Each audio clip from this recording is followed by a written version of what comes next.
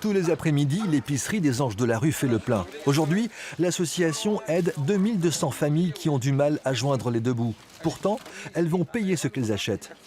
Chaque fois, la même somme, 50 €, c'est-à-dire 6 fois moins que le prix réel de leur panier. En moyenne, 250 €, 300 € même, d'économie sur le repas du mois. L'association est partie d'un constat. 25% des familles ne peuvent s'offrir des fruits et légumes de saison. Ici, c'est l'une des priorités. Ce qui est super, c'est que les gens ont le plaisir de manger beaucoup de fruits et légumes.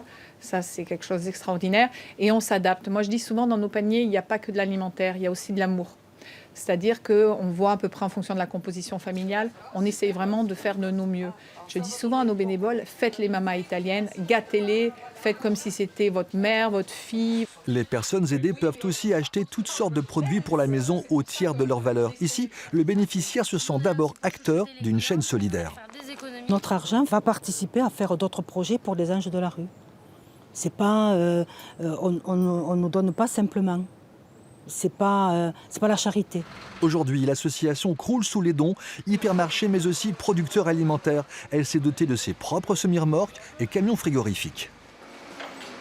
On va chercher des 10, 20, 30, 40 palettes à Toulouse, à Bordeaux, à Marseille, et on a des entrepôts. Et là, ça commence à prendre une dimension. C'est pour ça qu'on a absolument besoin de bénévoles.